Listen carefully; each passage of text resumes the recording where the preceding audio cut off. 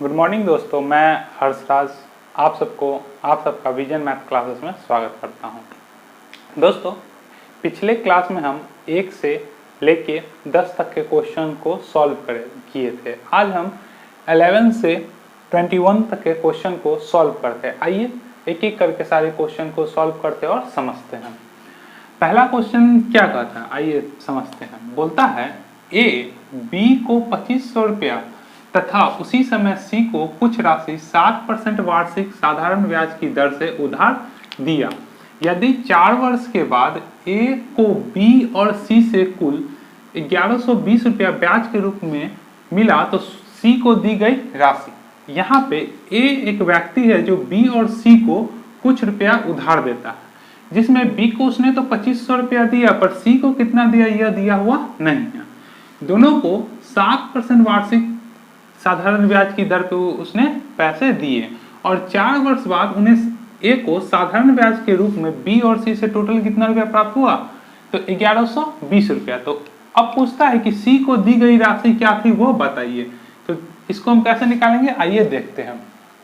B और सी दोनों को राशि दी गई थी। बी को कितना अमाउंट दिया गया था, 2500 रुपया, और सी को कितना अमाउंट दिया गया था नहीं पता, इसको मान लेते हैं हम x। ठीक है, दोनों के लिए रेट, इसके लिए भी 7%, इसके लिए भी रेट कितना था 7%, और टाइम कितना है, इसके लिए भी टाइम है 4 वर्ष और इसके लिए भी टाइम है 4 वर्ष। ठीक है, तो अब हमें दोनों का टोटल एसआई का सम कितना है, 1120 रुपया। तो आइए अब कैसे इसको सॉल्व करते हैं। तो क्या करेंगे, इसका एसआई और इसका एसआई निकाल के और दोनों को जोड़ देंगे, जो कितने के बराबर होगा, 1120 रुपया के। आइए समझते हैं।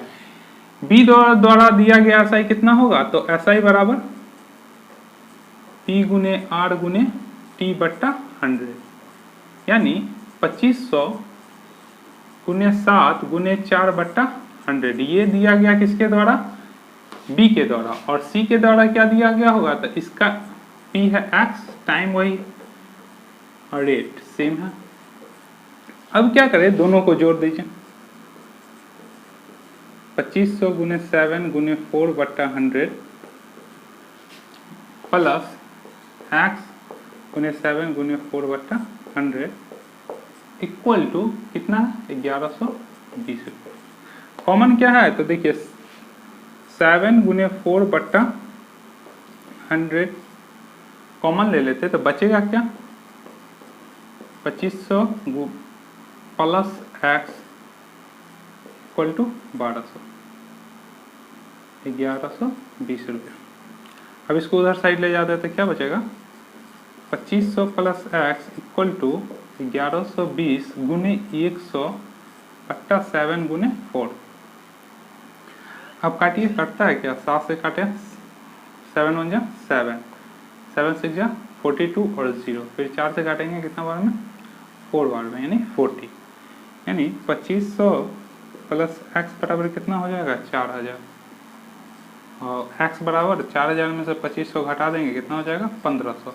यानी x का मान कितना आया, 1500, और x क्या था, c को दी गई राशि, यानी c को a ने कितनी राशि दी होगी, तो 1500 रुपया।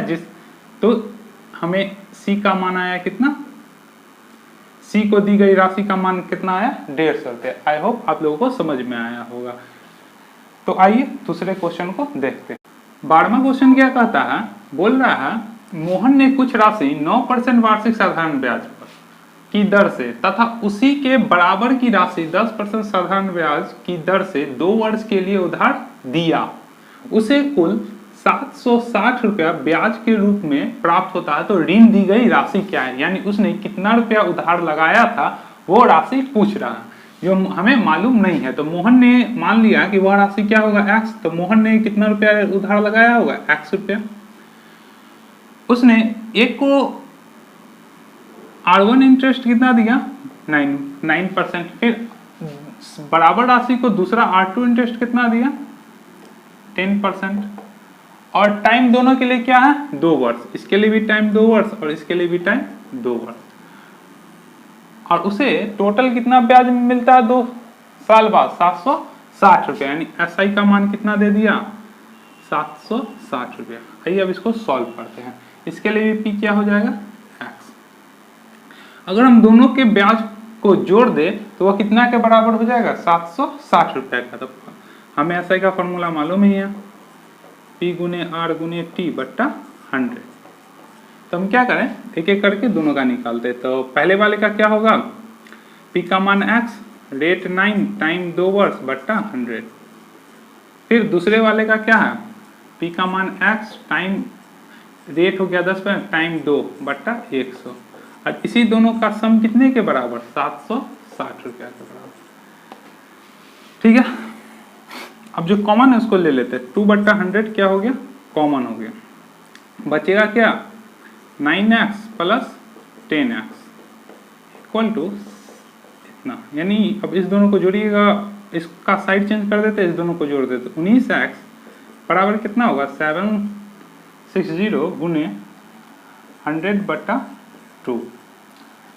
अब हम क्या करेंगे, अब काट देते हैं 2 से 50 बार में, यानी कितना हो जाएगा, गुना कीजिए 6 पंचे 30 हासिल 3, 7 पंचे 35 और 3 38। तो x बराबर क्या हो जाएगा 38,000 बट्टा 19 से काटेंगे कितना बार में 2 बार में, यानी जो x का मान आया 2000 रुपया, और यही 2000 क्या था P का मान था। यानी मोहन ने कितनी राशि उधार दी होगी, दोनों को 2000 रुपया इसको भी दी होगी और 2000 रुपया इसको भी दी होगी। दोनों का अलग अलग इंटरेस्ट पे टोटल SI कितना आ गया होगा 760 रुपया। समझ में आया होगा। आइए अगले क्वेश्चन को। 13 नंबर क्वेश्चन क्या कहता है कि एक व्यक्ति ने एक बैंक से साधारण ब्याज की 12% वार्षिक दर पर ऋण लिया। ठीक है, 3 वर्ष पश्चात उसने 5400 रुपया उस अवधि के लिए केवल क्या दिया, ब्याज दिया, यानी साधारण ब्याज चुकाया। तो ऋण पर ली गई राशि, यहाँ भी क्या पूछ रहा है, प्रिंसिपल यानी मूलधन पूछ रहा है। मूलधन क्या होगा ये निकालना है, तो मूलधन हमको मालूम नहीं है, यानी P को हम क्या मान लिए x। दिया हुआ क्या है, हमको रेट दे दिया है कितना 12%, टाइम दे दिया है कितना वर्ष, तो 3 वर्ष, और SI दे दिया है कितना, तो 5400 रुपया। ये तो और इजी क्वेश्चन है, कुछ नहीं करना, बस इसे फॉर्मूला पे बैठा देना। यानी SI बराबर क्या होता है P गुने R गुने T बट्टा 100, यानी SI का मान कितना है 5400, P का मान x, टाइम का रेट 12% और टाइम 3 बट्टा 100। काटिए 4 तिया 12, 25 चौका 100। इधर लाएंगे, अब x को छोड़ के बाकी का साइड चेंज कर दीजिए। 5400 गुने 25 बट्टा 3 गुने 3, 3 से काटिए, 3 एकम 3, 3 अठे 24, 2 0, फिर 3 से कट जाएगा कितना बार में 6 बार में, यानी 600, और 25 छक्का 150, फिर 2 0, यानी इस x का मान कितना आया 150। यानी इस व्यक्ति ने बैंक से कितना रुपया कर्ज के रूप में लिया होगा, तो 15,000 रुपया उसने कर्ज के रूप में लिया होगा। आई होप समझ में आ गया होगा। कुछ था नहीं, सबका मान दिया हुआ था, कैलकुलेशन की, x का मान आ गया। x का मान कितना था 15,000, यानी व्यक्ति ने 15,000 रुपया बैंक से उधार लोन के रूप में लिया होगा।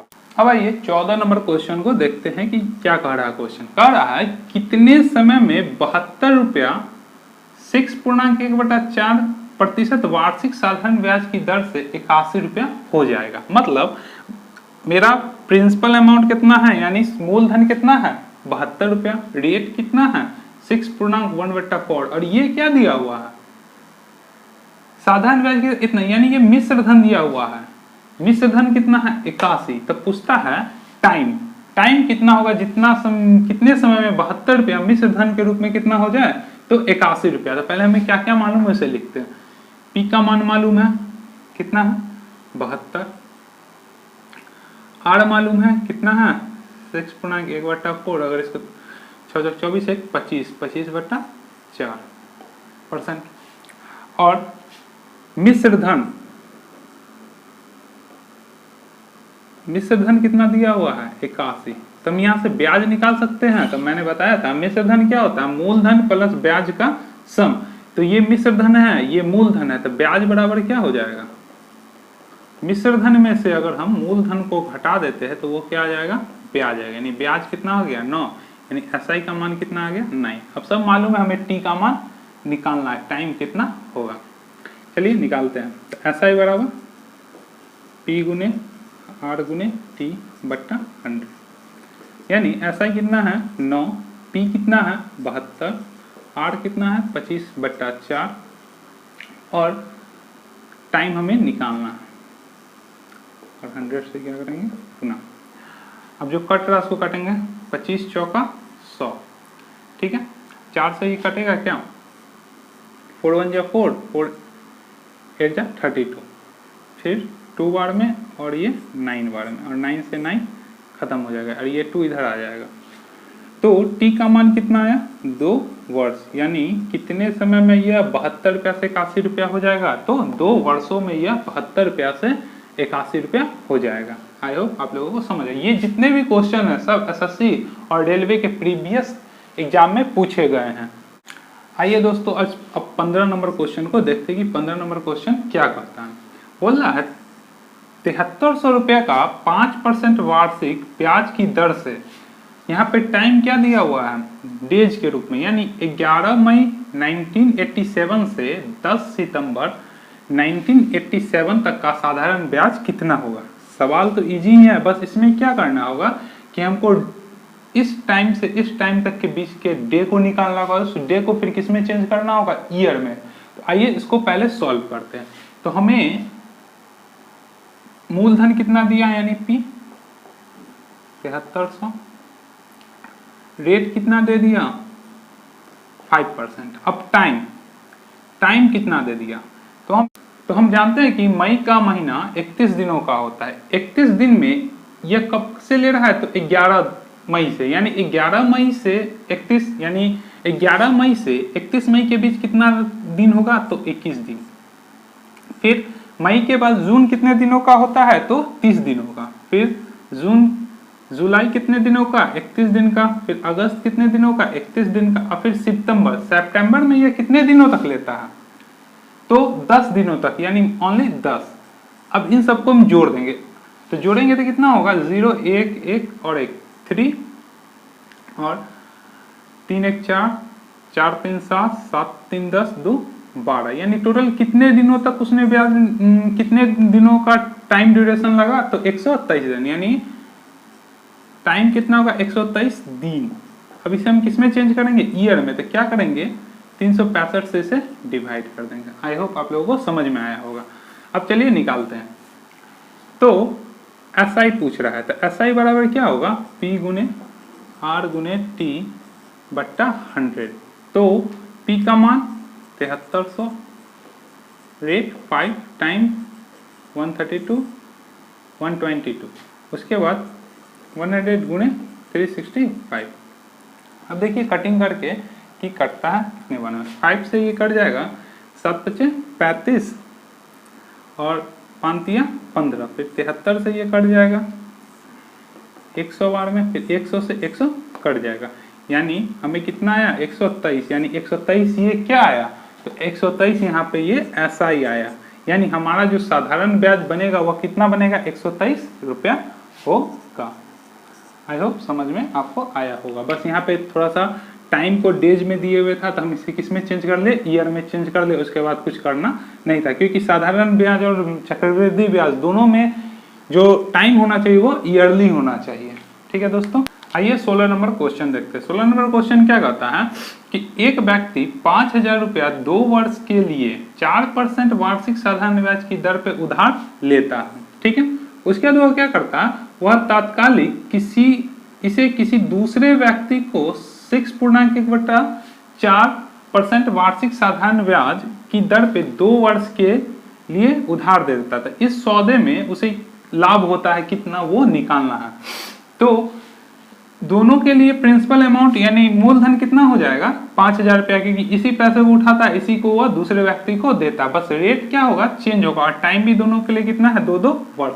आइए दोनों का एसआई निकालते हैं, उसके बाद एक एसआई में से दूसरे का मान घटा देंगे तो ऑटोमेटिक कितना उसे लाभ हुआ वह निकल जाएगा।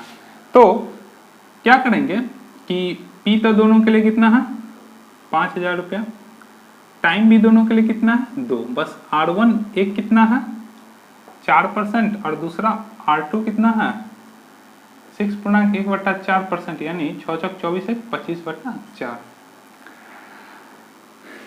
क्या करेंगे, पहले जो अधिक वाला एसआई है उसमें से अगर हम कम वाले एसआई को घटा देंगे तो जो अमाउंट होगा उतना ही उसे क्या होगा फायदा होगा। तो हम पहले अधिक वाला एसआई निकालते हैं। अधिक वाला एसआई में क्या होगा, एसआई का तो फॉर्मूला होता है P × R × T/100। तो पहले हम R2 का निकाल रहे हैं, तो R2 का क्या हो जाएगा, P तो 5,000 ही होगा, टाइम 2 वर्ष ही होगा, बस रेट क्या होगा 25/4 ×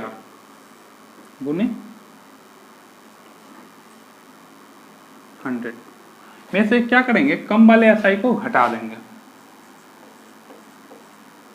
500 × 2/4/100। कोई दिक्कत हो तो समझने में। अब क्या करेंगे, जो कट रहा है उसको काट देते हैं, 2 0 से 2 0, 2 0 से 2 0, ठीक है,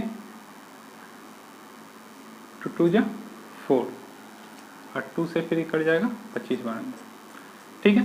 तो 25 25 जा 625 माइनस 50 × 100 और 100 चौक 400। तो अब 625 में से 400 घटाएंगे कितना होगा 225, यानी पूरे सौदे में उसे कितने रुपए का लाभ होगा, तो 225 रुपया का उस व्यक्ति को क्या होगा लाभ होगा। किसको, जिसने 5,000 रुपया पहले उधार लिया 4% पे, उसने फिर दूसरे व्यक्ति को कितने पे दे दिया 6.1/4% पे, उस व्यक्ति को कितने रुपए का सौदे में लाभ होगा, तो 2500 रुपया, 225 रुपया का उसे फायदा होगा। आई होप आप लोगों को समझ में आया होगा। आइए अब हम 17 नंबर क्वेश्चन को देखते हैं और इसे सॉल्व करते हैं।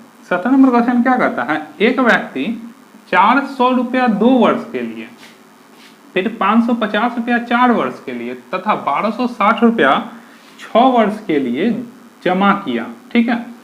उससे कुल साधारण ब्याज कितना मिला 1020 रुपया, यानी 1020 रुपया प्राप्त हुआ। तो उसे ब्याज की दर क्या, यानी टाइम दिया हुआ है, अमाउंट दिया, मूलधन दिया हुआ है और एसआई दिया हुआ है, बट रेट नहीं दिया हुआ। तो हमसे क्या पूछता है कि वह रेट क्या होगा जो जिस पे टोटल ब्याज इतना आया होगा। चलिए देखते हैं। P1 कितना है, तो 400 रुपया, इसके लिए T1 टाइम कितना है 2 वर्ष,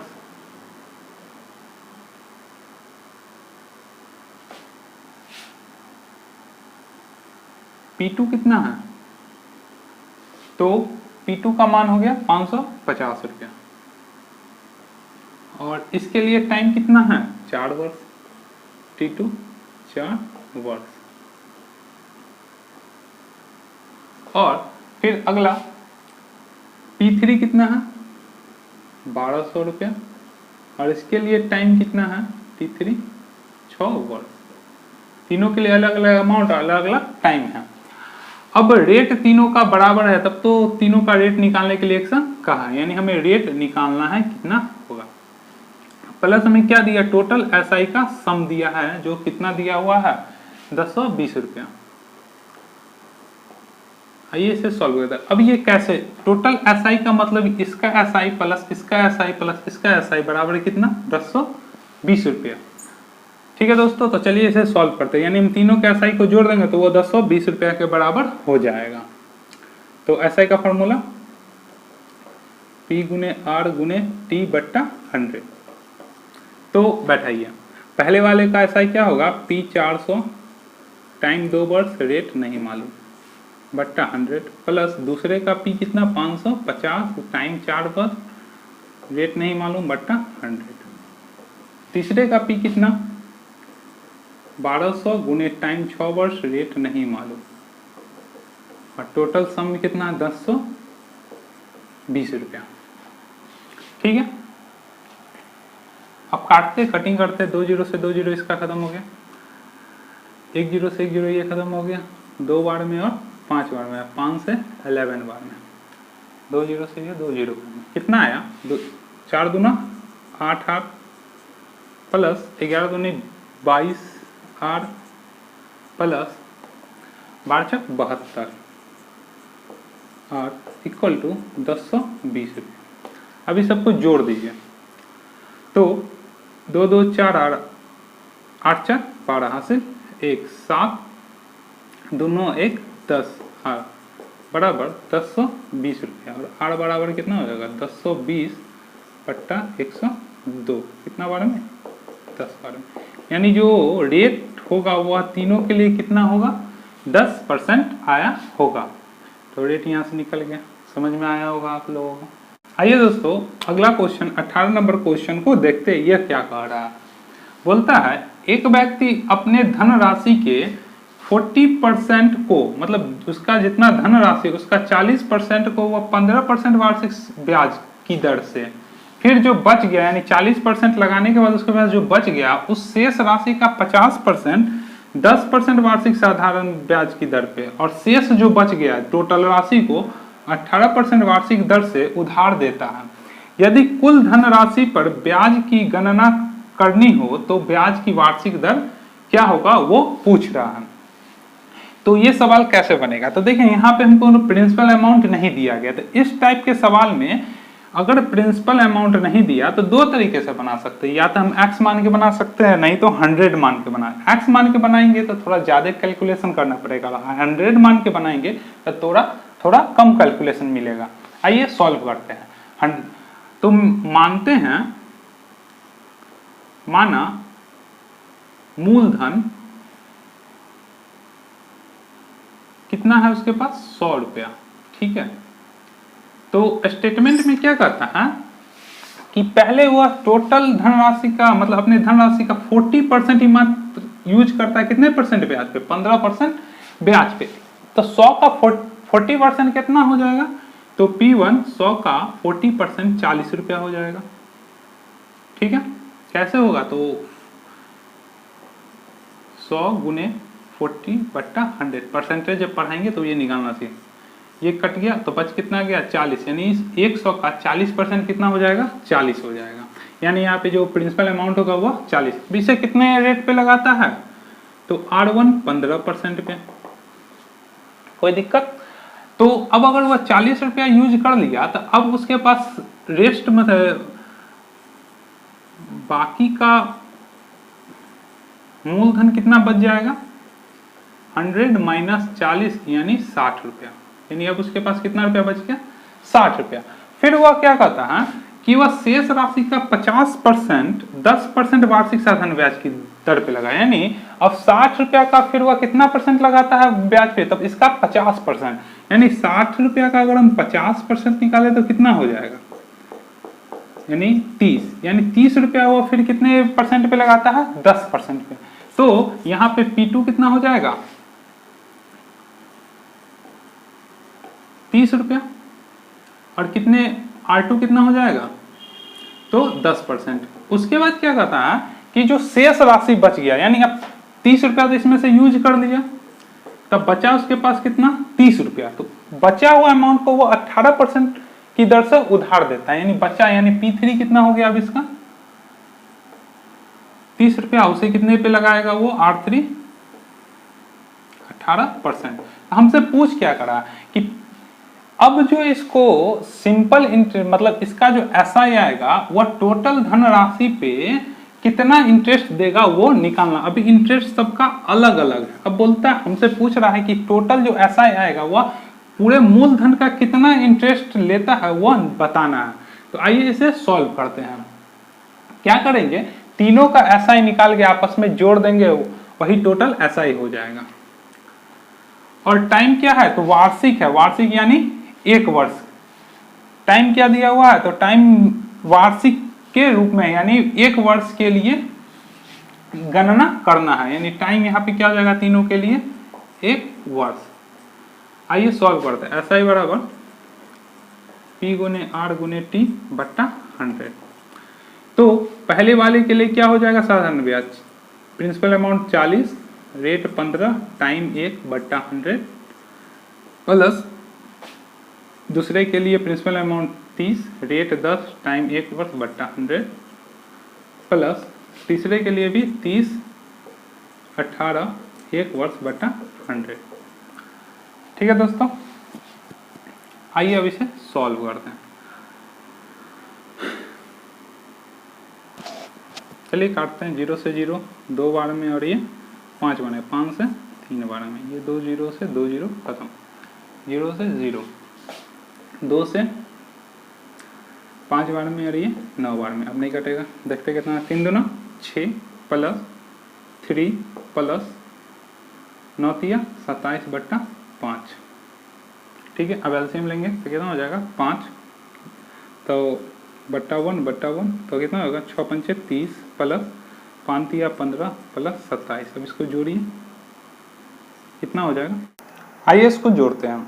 7 5 12, 12 का 2 हाथ में 1, 2 1 3 3 6 1 7, 72/5। अब 5 के टेबल से इसको डिवाइड कीजिए, 5 1 जा 5, बचेगा कितना 2, 2 पे 2 है 22, कितना बार में 4 बार में 20, फिर 2 उतरेगा पॉइंट बैठाएंगे और 4, यानी कितना आया हमारा ओवरऑल साधारण ब्याज 14.4 रुपया। ये किस पे आया, टोटल मूलधन पे। टोटल मूलधन चूंकि सवाल में अलग अलग अमाउंट पे अलग अलग परसेंटेज था, तो मैंने मूलधन को क्या माना था 100, यहाँ पे x मान के भी हम बना सकते थे, पर मैंने बोला कि 100 मान के बनाने से कैलकुलेशन थोड़ा कम आ जाता, सबका अलग अलग रेट दिया हुआ था। क्वेश्चन ने पूछा तो ओवरऑल मूलधन पे एक रेट कितना होगा वो निकालना। तो अभी हमको आया ब्याज कितना 14.4। ठीक है, अब ब्याज की गणना करते हैं इस मूलधन पे कि एक वर्ष में कितना रेट होता है। तो कैसे करेंगे, तो ब्याज को जिसको निकालना होता है उससे ऊपर, जिससे कंपेयर करना होता है उससे नीचे, अगुने 100, परसेंटेज निकालना है, 0 से 0 कट गया, यानी कितना आया 14.4%। यानी ये फाइनली रेट एक साल का कितना होगा 14.4%। आपको समझ में आया होगा। आइए दोस्तों, अब 19 नंबर क्वेश्चन को सॉल्व करते हैं। क्वेश्चन क्या कह रहा है, मनोज ने 29,400 रुपया 6 वर्ष साधारण ब्याज पर जमा किया। 6 वर्ष के बाद उसे 4200 रुपया ब्याज के रूप में प्राप्त हुआ, तो वार्षिक ब्याज की दर क्या थी वो निकालना है, यानी रेट हमको निकालना है। हमें दिया हुआ क्या है प्रिंसिपल अमाउंट, प्रिंसिपल अमाउंट कितना दे दिया तो 29,400, टाइम दे दिया कितना दे दिया 6 वर्ष, और एसआई दे दिया, एसआई का मान कितना दे दिया तो 4200 रुपया। तो हमें निकालना क्या है रेट, रेट बराबर वाट, तो क्या होगा एसआई बराबर पी गुने आर गुने टी बट्टा 100। तो एसआई का मान कितना है 4200 बराबर रेट कितना है, रेट का प्रिंसिपल अमाउंट कितना है 29,400 टाइम 6, और रेट हमें मालूम नहीं है बट्टा 100। 2 0 से 2 0 कट गया। अब क्या करेंगे, इस पूरे टर्म को उठा के इधर ले आएंगे, रेट बराबर 4200 बड़ा बट्टा इतना, अब काटिए 6 से कट जाएगा कितना बार में 700 बार में,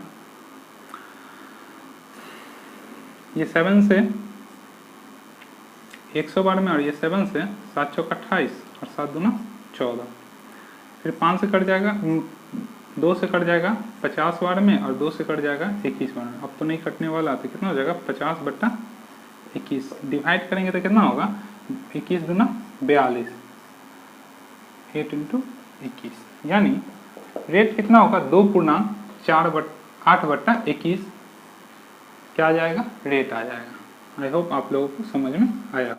आइए 20 नंबर क्वेश्चन को देखते हैं। 20 नंबर क्या कहता है, कितने वर्षों में 12% वार्षिक दर से 3000 रुपया का साधारण ब्याज 1080 रुपया हो जाएगा। तो यहाँ पे हमें क्या क्या दिया हुआ, यहाँ पे हमको दिया हुआ प्रिंसिपल अमाउंट यानी P 3000, फिर रेट दे दिया 12% और SI दे दिया कितना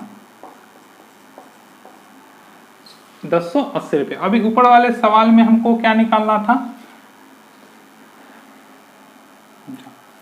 ऊपर वाले सवाल में हमको क्या निकालना था, रेट निकालना था। वहां भी आपको एसआई दिया, प्रिंसिपल अमाउंट दिया गया था, टाइम दिया गया था और एसआई दिया गया था। जस्ट इसका उल्टा ये है, इसमें प्रिंसिपल अमाउंट, रेट और एसआई दे दिया और निकालना क्या है, टाइम निकालना।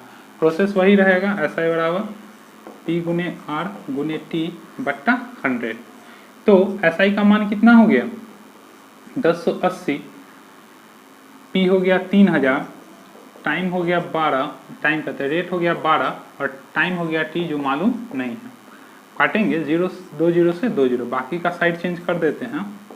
तो 1080 बट्टा 30 गुने 12, ये 0 से ये 0 भी कट जाएगा। 12 नमा 108 और 3 से 3 बार में, यानी जो टाइम होगा वह कितना हो जाएगा 3 वर्ष हो जाएगा। ठीक है दोस्तों, आइए 21 नंबर क्वेश्चन को देखते हुए हैं आज का लास्ट क्वेश्चन क्लास का। क्या कहता है, जॉन ने एक धनराशि 10% वार्षिक साधारण ब्याज की दर पर निवेश की है। ठीक है, 4 वर्ष बाद वह राशि ब्याज सहित 770 रुपया हो जाएगी। मतलब ये क्या है, ब्याज सहित, यानी ये मिश्र धन है। तो बोलता है वह राशि कितनी होगी।